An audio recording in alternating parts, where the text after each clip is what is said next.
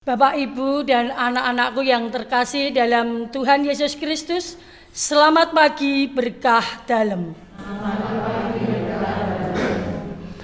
Pada pagi hari ini kita akan mengikuti ibadat dalam rangka bulan Kitab Suci Nasional tahun 2020. Pada pagi hari ini pertemuan yang ketiga mengambil tema Aku utusan Yesus yang diinspirasi dari Injil Lukas bab 5 ayat 1 sampai dengan 11. Mari kita hening sejenak, kita siapkan hati kita untuk memasuki ibadat pada pagi hari ini. Dan akan diawali dengan lagu pembuka dari Mada Bakti 468, Agunglah Nama Tuhan. Monggo Ibu Nani.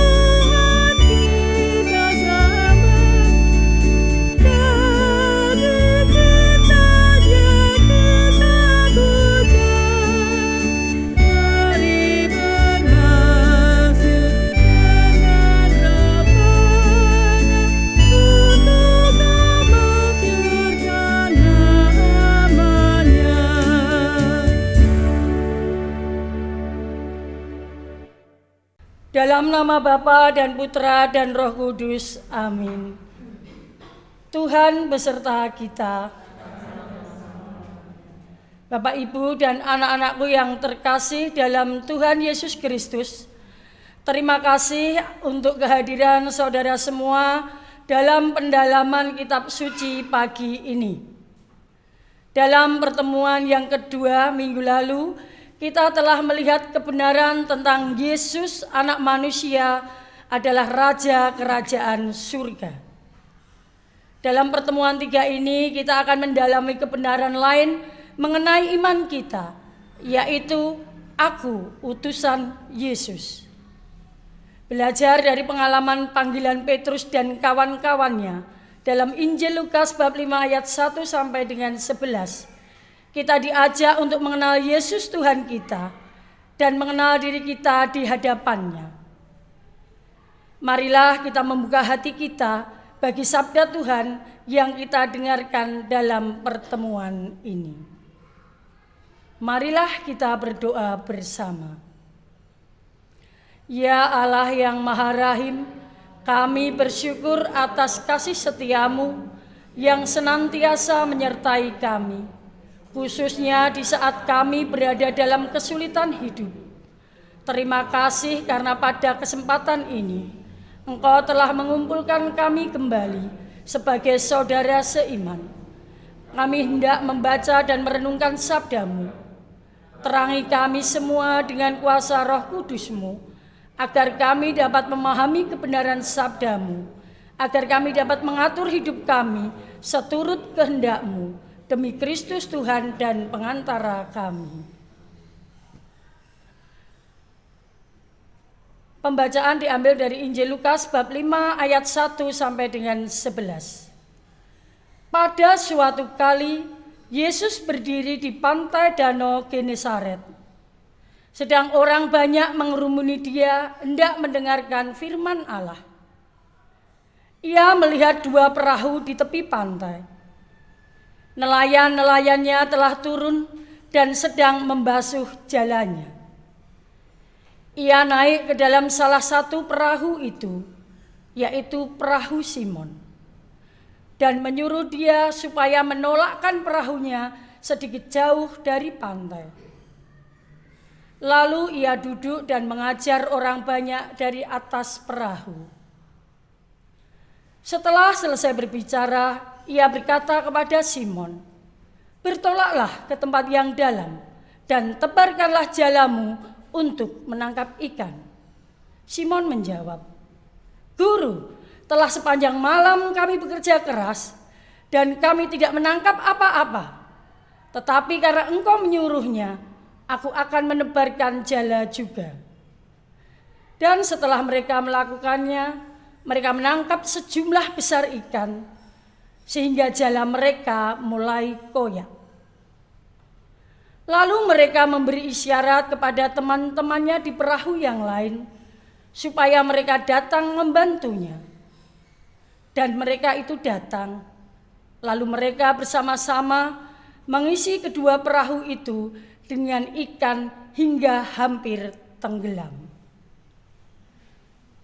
Ketika Simon Petrus melihat hal itu, ia pun tersungkur di depan Yesus dan berkata, "Tuhan, pergilah daripadaku, karena aku ini seorang berdosa." Sebab ia dan semua orang yang bersama-sama dengan dia takjub oleh karena banyaknya ikan yang mereka tangkap. Demikian juga Yakobus dan Yohanes, anak-anak Zebedius, yang menjadi teman Simon. Kata Yesus kepada Simon, "Jangan takut. Mulai dari sekarang engkau akan menjala manusia." Dan sesudah mereka menghela perahu-perahunya ke darat, mereka pun meninggalkan segala sesuatu lalu mengikut Yesus. Demikianlah sabda Tuhan. Terpujilah Kristus.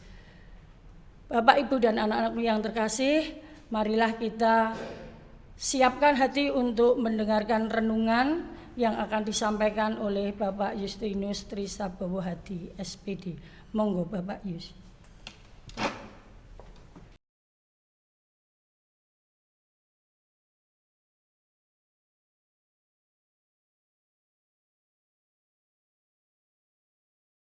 Dalam nama Bapa dan Putra dan Roh Kudus. Amin. Bapak, Ibu, karyawan, guru, dan anak-anakku yang terkasih, selamat pagi berkah dalem. Untuk mengantar permenungan kita pada kesempatan hari ini, ada beberapa pertanyaan, sehingga kita nanti menjadi memahami apa maksud dari bacaan yang kita dengarkan hari ini. Yang pertama, apa yang diperintahkan Yesus kepada Simon? Lalu bagaimana reaksi Simon terhadap perintah Yesus itu? Lalu yang kedua, apa hasil yang diperoleh ketika Simon mengikuti perintah Yesus dan bagaimana hasilnya? Lalu pertanyaan berikutnya, tugas apa yang kemudian diberikan Yesus kepada Simon? Bagaimana Simon menanggapi tugas yang diberikan Yesus itu? Dan yang terakhir, bagaimana dengan kita sekarang ini? Bapak, Ibu, dan anak-anakku yang terkasih, Yesus mengajar orang banyak di pantai Danau Genesaret yang terletak di wilayah Galilea. Banyak orang mengerumuni Yesus hendak mendengarkan firman Allah yang hendak disampaikannya. Mereka berdesak-desakan untuk mendekat pada Dia. Bila orang banyak itu terus mendesaknya, tidak akan ada jarak antara Yesus dengan mereka, sehingga mereka tidak dapat berbicara dengan baik. Setelah selesai menyampaikan pengajaran kepada orang banyak itu, Yesus meminta Simon bertolak ke tempat yang dalam dan menebarkan jala di situ untuk menangkap ikan. Perintah itu terdengar aneh di telinga Simon. Ia adalah nelayan yang sungguh handal, yang sudah berpengalaman di dalam menangkap ikan. Perintah itu didengar oleh Simon dan ia adalah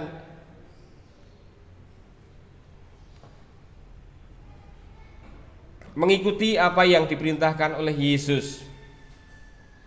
Walaupun mungkin pada malam sebelumnya ia telah berusaha menangkap ikan dengan sekuat tenaga, namun tidak mendapatkan apa-apa. Bapak, Ibu, dan anak-anakku yang terkasih, seperti kita ketahui bahwa pada malam hari adalah waktu yang tepat untuk menangkap ikan. Kita tahu para nelayan itu berangkat pada sore hari ke tengah laut untuk mendapatkan ikan, dan pada pagi hari ia akan kembali ke daratan untuk menjual apa yang diperolehnya selama dia menangkap ikan di tengah laut. Simon telah melakukan itu dan hasilnya tidak ada. Tetapi karena ia patuh pada sang guru, yaitu Yesus sendiri, untuk menebarkan jalannya pada siang hari, ia melakukan itu. Bapak, Ibu, dan anakku yang terkasih, hasilnya sungguh luar biasa. Simon mendapatkan banyak sekali ikan dengan menebarkan jalannya di Danau Genesaret. Dan ini sungguh luar biasa karena dilaksanakan pada siang hari yang biasanya nelayan menangkap ikan pada malam hari. Simon dan teman-temannya menyadari bahwa ini adalah kuasa dari sang guru. Karena kuasa dari sang guru, maka hasilnya itu sungguh luar biasa. Simon Petrus sungguh sadar bahwa apa yang sedang dialami bukanlah peristiwa yang biasa. Dia dan teman-temannya takjub menyaksikan banyak ikan yang mereka tangkap. Padahal mereka menebarkan jala itu pada siang hari atas perintah sang guru. Sesampainya di darat, ia mendekati Yesus dan sujud di depannya. Lalu berkata, "Tuhan, pergilah dari hadapanku, karena aku ini seorang berdosa." Ketika hendak bertolak untuk menebarkan jala, Simon memanggil Yesus dengan sebutan guru. Setelah peristiwa menangkap ikan ini, Simon memanggilnya dengan kata Tuhan.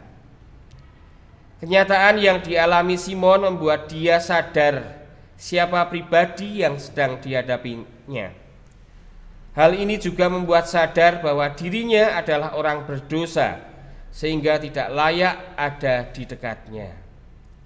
Mendengar perkataan Simon, Yesus berkata kepadanya, "Janganlah takut, mulai sekarang engkau akan menjala manusia." Ia meminta Simon untuk tidak merasa takut, bahwa Allah akan menyertai dia dalam pribadi Yesus. Tetapi hal itu dilakukan bukan untuk membuat mereka hancur dan binasa. Bahkan Yesus memanggil mereka untuk menjadi penjala manusia.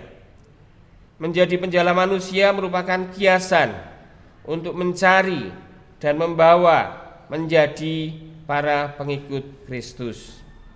Bapak, Ibu, dan anak-anakku yang terkasih, konteks kita hari ini apakah masih sama dengan Simon pada waktu itu? Konteks kita pada hari ini, kalau dulu Simon menjala ikan, lalu diminta untuk menjala manusia, lalu hari ini kita pun juga masih sama, yaitu adalah menjala manusia. Bagaimana menjala manusia itu?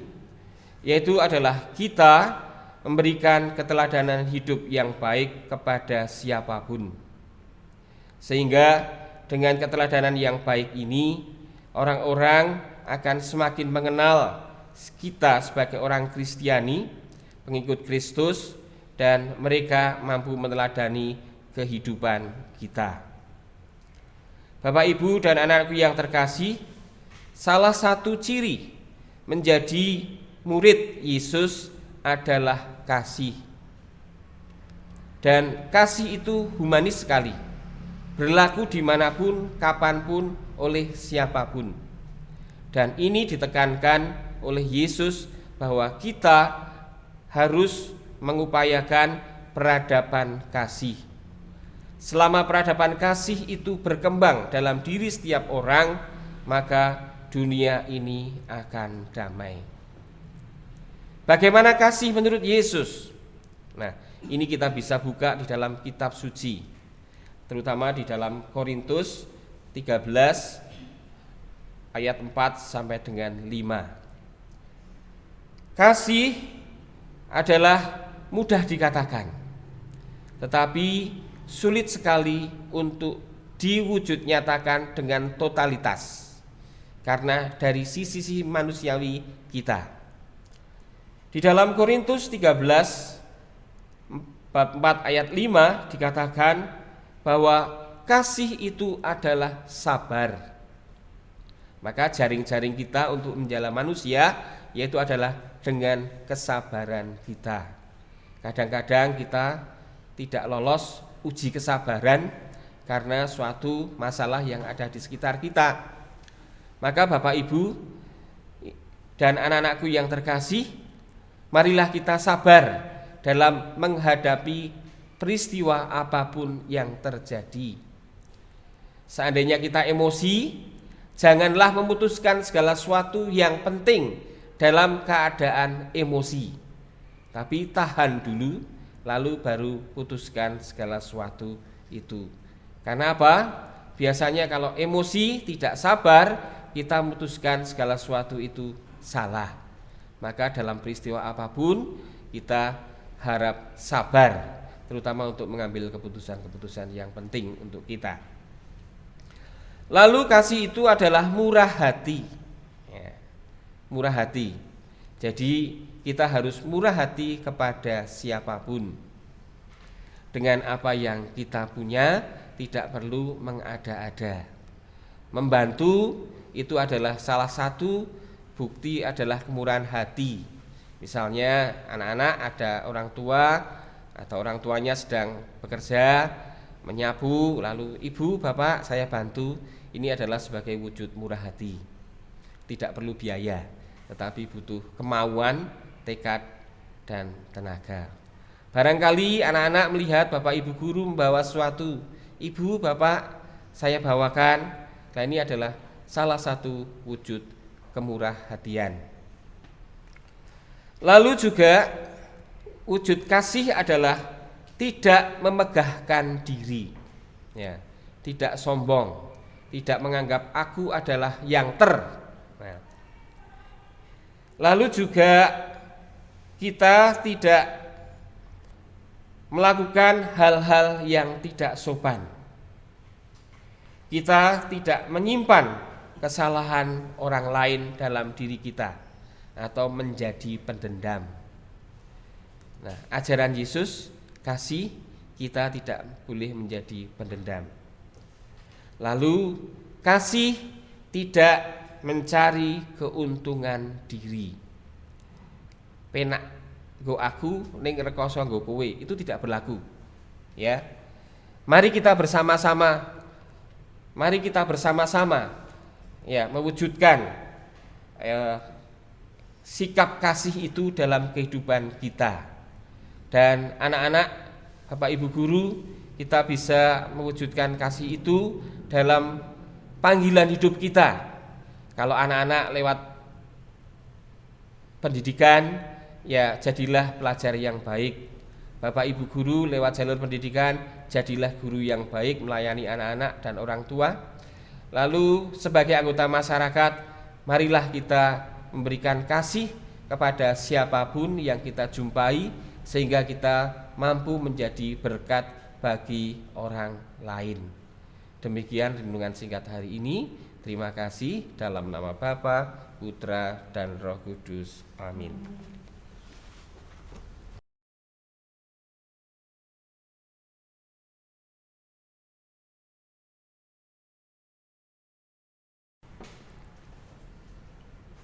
Terima kasih Bapak Justinus yang telah menyampaikan renungan pada pagi hari ini. Semoga rahmat Tuhan membantu kita.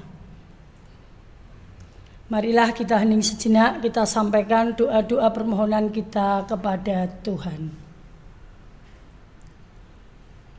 Allah Bapa pengasih dan penyayang, kami bersyukur kepadamu atas hari baru yang Kau anugerahkan kepada kami, sehingga kami dapat melaksanakan ibadat dalam rangka bulan Kitab Suci Nasional pada pertemuan yang ketiga ini. Semoga Roh Kudus-Mu selalu menuntun langkah kami sebagai murid utusan-Mu. Kami mohon. Ya Bapa, semoga para pemimpin bangsa kami mampu menjaga kerukunan dan kedamaian bangsa kami, sehingga kami terhindar dari perpecahan karena perbedaan suku, ras, golongan, dan agama. Nyalakanlah dalam hati kami semangat cinta-Mu untuk membangun bersama masyarakat yang adil, makmur, damai, dan sejahtera sesuai dengan kehendak-Mu. Kami mohon. Ya Bapa, berikanlah rahmat kesehatan kepada siswa-siswi SMK Marsudirini Marganingsih agar tetap tekun dan semangat dalam belajar walaupun dalam keadaan yang masih sulit saat ini. Berikanlah kemudahan bagi orang tua masing-masing dalam mencari rezeki untuk memenuhi kebutuhan hidup sehari-hari. Ya Bapa, saat ini wabah corona melanda di semua penjuru dunia. Ikatlah wabah ini dan singkirkan penderitaan ini dari kami. Roh Kudus, ubahlah ketakutan kami menjadi kekuatan, ketangguhan dan ketabahan, serta bantulah kami menghasilkan buah-buah iman, harapan, amal, dan kasih. Kami mohon. Ya Bapa, terima kasih atas santapan rohani yang boleh kami terima pada pagi hari ini. Semoga sabda-Mu yang kami dengar memampukan kami untuk semakin rendah hati, untuk memperhatikan saudara-saudara kami yang lemah, miskin, tersingkir, dan difabel, sehingga kami semakin murah hati untuk peduli dan berbagi. Kami mohon. Marilah kita doakan doa penutup bersama-sama. Ya Allah yang Maha Cinta, kami bersyukur atas sabda-Mu yang menginspirasi kami. Bantulah kami selalu dengan kuasa Roh Kudus-Mu, agar kami dapat mengenali diri kami di hadapan-Mu dan berani mempersembahkan hidup kami untuk kerajaan-Mu. Ingatkanlah kami bahwa dalam keberdosaan kami sekalipun, Engkau tetap merangkul kami dan mempercayai kami untuk melakukan kehendak-Mu. Demi Kristus Tuhan kami. Amin. Bapak, Ibu, dan anak-anak yang terkasih, ibadat dalam rangka bulan Kitab Suci Nasional pertemuan yang ketiga telah selesai. Marilah kita mohon berkat kepada Tuhan dalam nama Bapa dan Putra dan Roh Kudus. Amin. Terima kasih untuk kebersamaan kita pagi hari ini. untuk anak-anak, orang tua, Bapak Ibu guru, dan juga untuk tim kreatif DKV yang telah membantu terselenggaranya ibadat pagi hari ini. Bapak Adit, Bapak Riki, Bapak Nindyo, Bapak Widi, Mas Adrian, dan yang lain yang membantu di bagian perlengkapan dan seterusnya. Terima kasih atas kerjasama kita. Kita bisa karena bersama. Marilah kita tutup ibadat pagi hari ini dengan lagu penutup dengan menyanyikan lagu dari Mada Bakti 489. Betapa kita tidak bersyukur, kita nyanyikan bait 1 dan 2.